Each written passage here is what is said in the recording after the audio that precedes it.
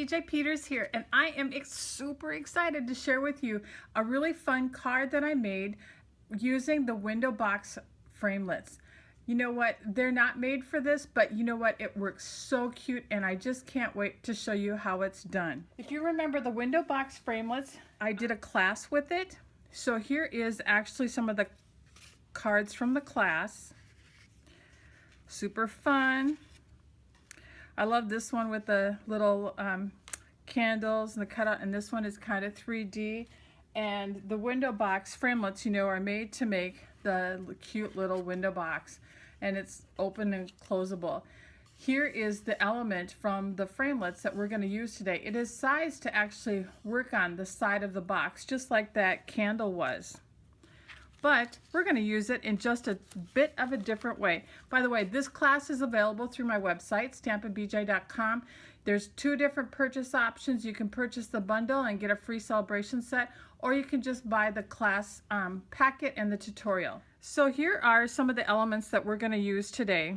And I've pre-done some of them so that we can cut to the fun part of making this card. So my card base is basic gray, 5.5 by 8.5, and I'm just gonna fold it in half here and score that. And then my Whisper White card base layer is 4 by 5 1/4, and you can see that I've actually embossed it with the following Petals embossing folder.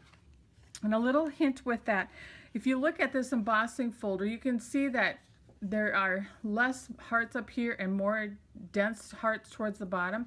For this particular card, I wanted to have fewer at the top and a few more at the bottom, but not so dense. So I actually placed my cardstock towards the top. And this is one of those 6 by 6 embossing folders, so no matter which way you want your hearts to go, whether you were doing a card that was like this, you could have them at the bottom. So I love the 6 by 6 embossing folders for that reason. So to create these elements on here, what I've done is I've already die cut the window box framelit right here, just like that.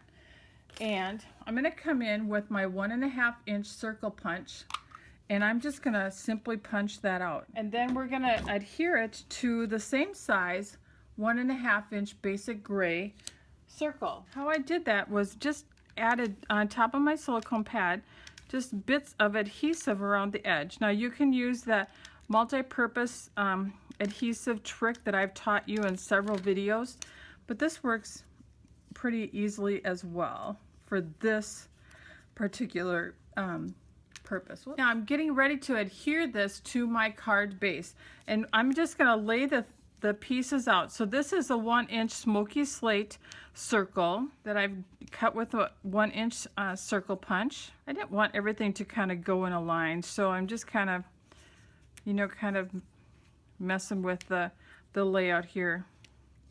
Yeah, something like that. It's pretty much similar to the one I did before. I've got enough room for my greeting up here, so let me go ahead and adhere that.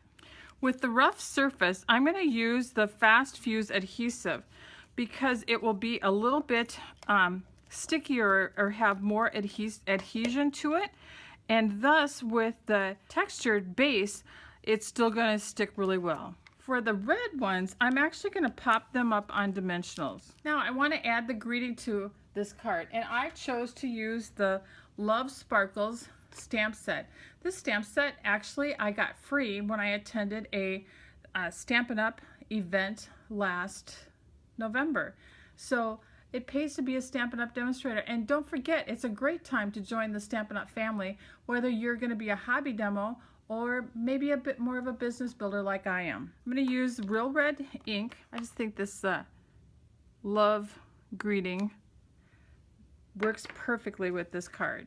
I'm going to add a couple of rhinestones, and I keep my rhinestones in a sleeve like this so that they don't get bumped off the paper. It's a great storage tip for you. I always kind of feel like you want to add things in threes.